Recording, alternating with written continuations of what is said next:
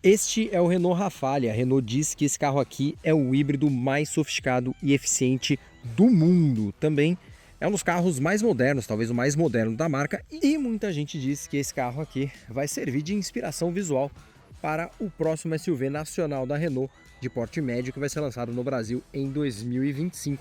Eu vou mostrar todos os detalhes desse carro para você e tudo desse carro que poderia estar nos Renault nacionais, porque ele tem muita coisa legal. E se você está chegando pela primeira vez no canal do Autosport, já aproveita, se inscreve, clica no sininho para receber as notificações, personaliza lá as playlists que você quer ser notificado, deixa um joinha no vídeo, diz um comentário também o que você acha do Renault Rafale, se acha ele bonito, se gostou e se acha que o nosso próximo SUV nacional da Renault vai ter um visual parecido com este aqui, se você torce para que isso aconteça ou não. Eu torço para que sim.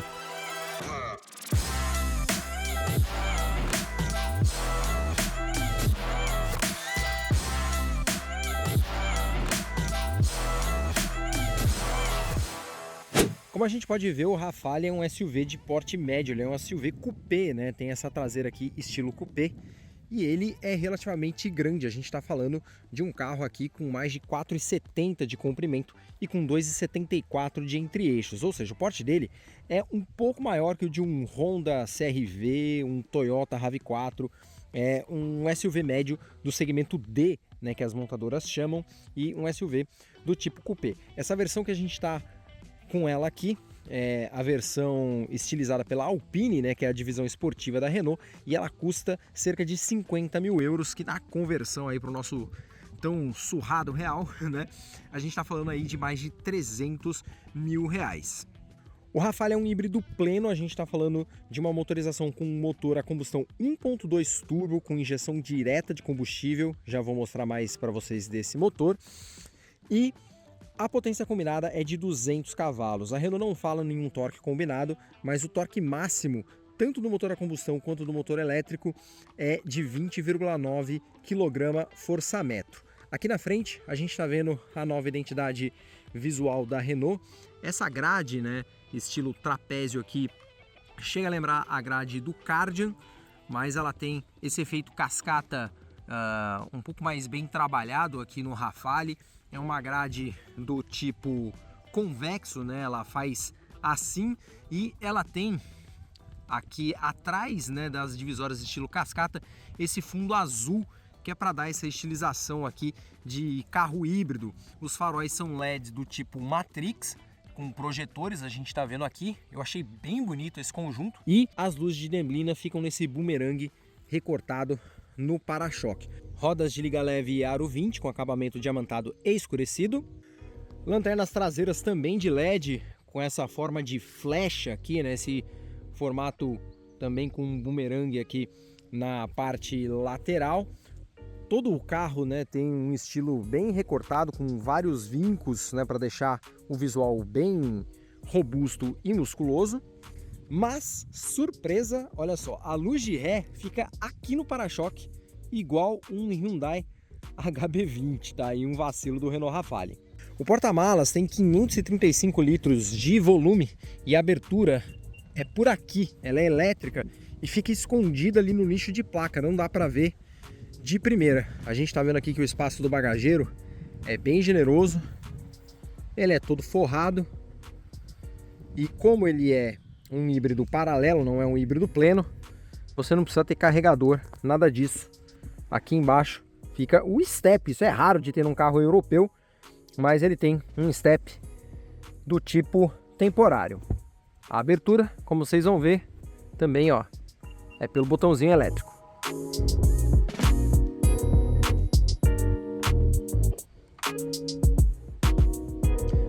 O capô tem a abertura com amortecimento, como os antigos Duster. O Duster ainda tem, né? O Captur tinha, Logan, Sandero. O Kardian não tem mais. Esse carro tem. E aqui a gente vê o motor 1.2 turbo da família TCE, que é a mesma família de motores que a gente tem 1.3 turbo aqui no Brasil, 1.0 turbo do Kardian, 1.3 turbo do Duster e da Oroch. É a mesma família TCE, só que o motor 1.2 do deslocamento é um pouco menor aí do que o 1.3, é um motor de 3 cilindros, não é um motor de 4 cilindros como o 1.3 que a gente tem no Brasil. Ele é um motor turbo a gasolina com injeção direta, porém ele opera em ciclo Miller, que é um ciclo mais ideal aí para a gente trabalhar com motores em carros híbridos, né, junto com motores elétricos. Esse motor sozinho tem 131 cavalos de potência e aqui do lado a gente tem um conjunto elétrico que tem dois motores, um de tração que tem 68 cavalos, tem um outro motor só gerador de 34 cavalos, mas ele não serve para tracionar as rodas, então a tração é sempre dianteira e o motor elétrico atua quase 90% na tração das rodas. Vou explicar isso para vocês mais tarde, quando a gente estiver em movimento. A gente tem uma potência combinada de 200 cavalos, como eu falei, o torque de 20,9 kgfm máximo é o mesmo, tanto para o motor a combustão quanto para o motor elétrico. E uma curiosidade é que esse carro, como eu falei, é um híbrido pleno, ele tem um conjunto de baterias de 2 kWh de capacidade, de íons de lítio, então é uma bateria maior, por exemplo, que a da Toyota no Brasil, que tem 1,7 kWh, e é uma bateria de níquel-cádmio, né? Então a capacidade de armazenagem de energia na bateria desse carro aqui é maior. E por fim, uma última coisa interessante sobre esse sistema de motorização é o câmbio. É um câmbio que a Renault chama de multimode, um câmbio automático. É difícil de entender como é que funciona o sistema desse câmbio, mas eu consegui entender. Ele é um câmbio que não tem embreagem, não é um câmbio de dupla embreagem, não é um câmbio automatizado. Ele é um câmbio que a Renault chama de dog clutch, né, como se fosse uma embreagem cachorro, né, de embreagem falsa, por assim dizer, porque ela tem atuadores, 3 atuadores que substituem a embreagem e que funcionam ali para fazer o acoplamento e o desacoplamento do motor elétrico ou do motor a combustão, dependendo do modo de uso.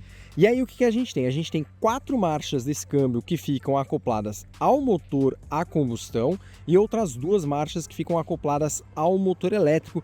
E aí elas podem funcionar em separado ou em conjunto, formando até 15 relações de marcha possíveis aí nesse sistema do carro. Eu achei bem interessante, até porque essa caixa é muito compacta, é bem compacta mesmo e ajuda a reduzir peso e, segundo a Renault, melhora em até 15% a eficiência do carro, ou seja, ela aproveita 15% mais da energia gerada pelos motores do que uma caixa automatizada de dupla embreagem, por exemplo, como a gente deve ter no híbrido Flex da Renault lá no Brasil.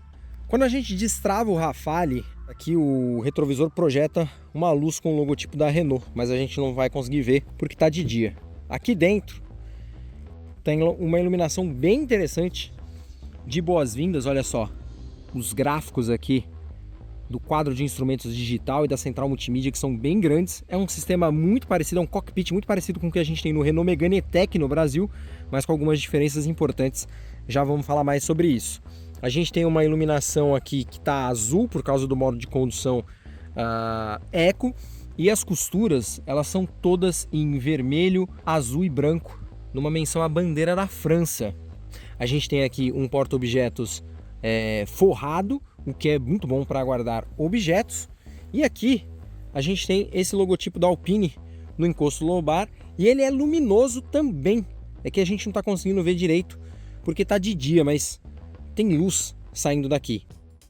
Aqui atrás a gente está vendo como a abertura das portas tem um nível legal. O padrão de acabamento das portas traseiras parece, mas não é igual ao das dianteiras, porque aqui a gente tem plástico duro que a gente não tem lá na frente. O espaço aqui atrás é muito interessante. O vão para as pernas é generoso. O túnel central é levemente elevado, que atrapalha um pouquinho o espaço para quem senta ali no meio, mas ainda assim é um espaço bem interessante. Tem esse teto panorâmico gigantesco e os bancos com esse acabamento aqui, ó, com mistura de alcântara microperfurada com couro, mais costuras na cor da bandeira da França. E os cintos, a gente está vendo, eles têm essas faixinhas azuis em menção à Alpine, que é a divisão esportiva da Renault. E aqui, olha a surpresa, tem um apoio-abraço com porta-copos, ok? Só que quando você abre mais um pouco, você acha outras 2 tomadas USB do tipo C, um porta-carteira, e isso aqui eu achei genial. Olha só, é para você prender um celular aqui ou aqui para a pessoa que está no banco de trás ficar assistindo alguma coisa no celular, sendo distraída, enquanto você está lá na frente dirigindo. Genial, né? Eu prendi a chave do carro aqui, finge que é um celular, só para você entender como funciona o mecanismo desse sistema, que eu achei sensacional. Aqui na frente, os materiais são suaves ao toque, tirando aqui embaixo na guarnição da porta. E a gente tem auto hold, freio de estacionamento eletrônico, outro botão para abrir o porta-malas eletricamente e o botão dos radares aqui para ativar o radar do sistema ADAS do carro. Bancos elétricos tanto para o motorista quanto para o passageiro, com função memória para o motorista. Tem ventilação e tem também aquecimento, inclusive aquecimento para o volante. Os comandos para tudo isso ficam aqui, ó, embaixo da central multimídia, como você está vendo, junto dos comandos do ar-condicionado. O quadro de instrumentos é 100% digital e a gente está vendo aqui que à direita, ó, a gente consegue ver como é que está o nível de uso da bateria e do motor a combustão, quando o motor a combustão está gerando energia para a bateria ou quando a bateria está sendo usada para tracionar o carro. Aqui a leitura de faixa para os sistemas ADAS e aqui a gente está vendo a autonomia do carro. A Renault fala em até 1.100 km de autonomia com essa motorização híbrida e aqui o nível da bateria, que é sempre autorregenerativa, e a gente está vendo que ela está na metade neste momento. Essa central multimídia é muito boa, ela é uma tela mais avançada que a do Megane E-Tech que a gente tem no Brasil. Tem Android Auto e Apple CarPlay sem fio e a gente consegue fazer vários ajustes no carro, inclusive nos modos de condução, Comfort, Eco, Sport e o modo personalizado.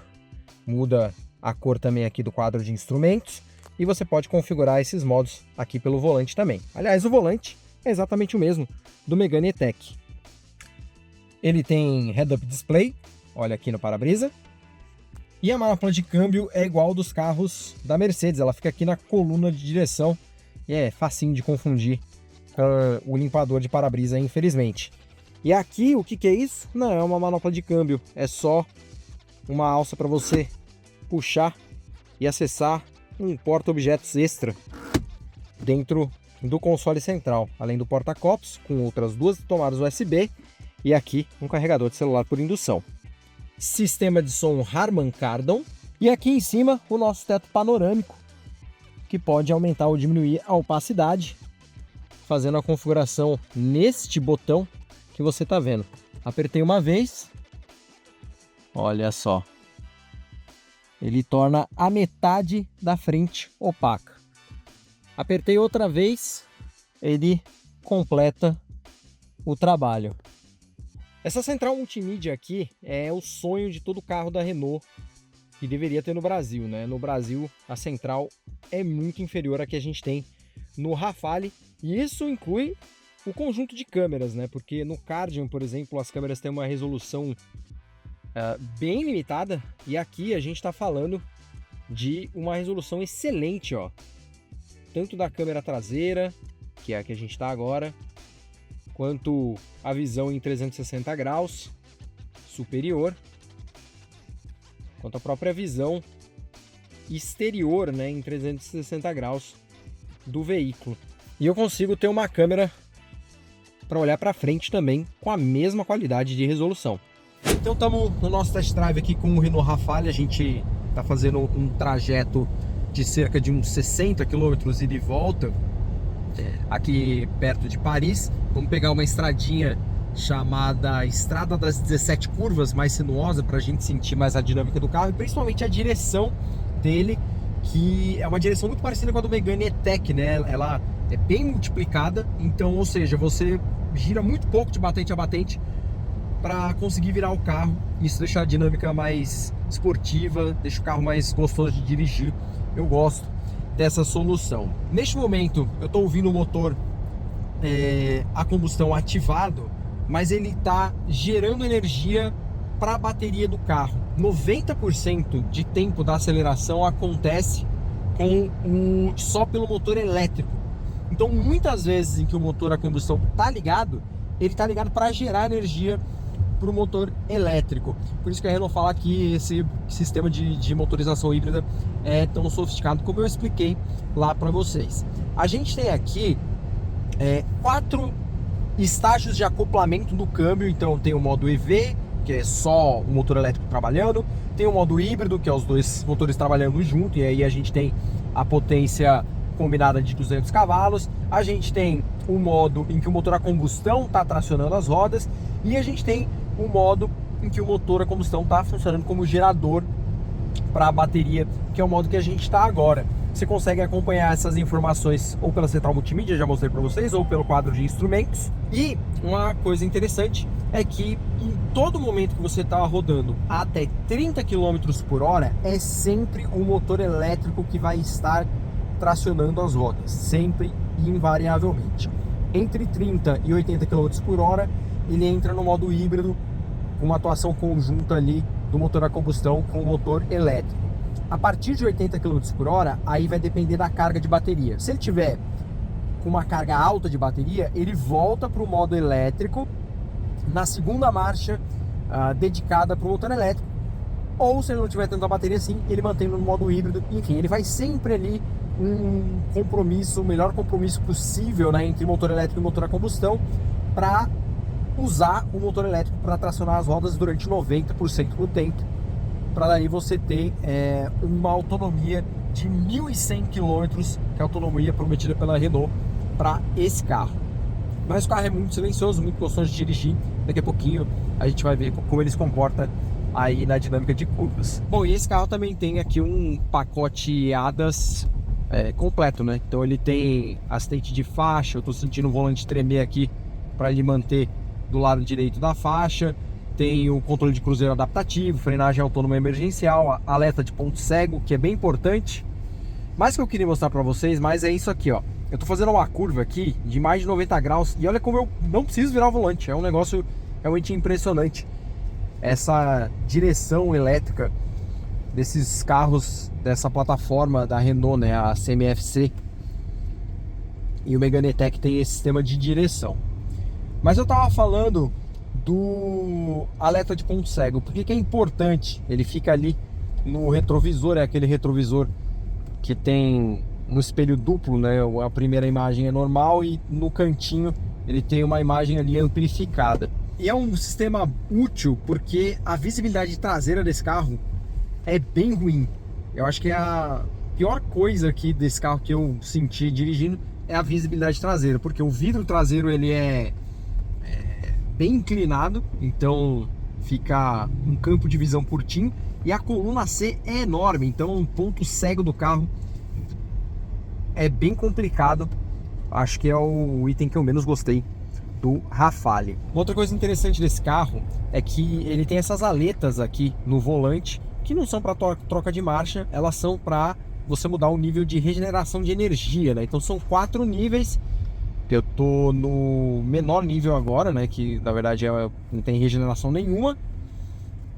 Na verdade ele tem, só se você pisar no freio.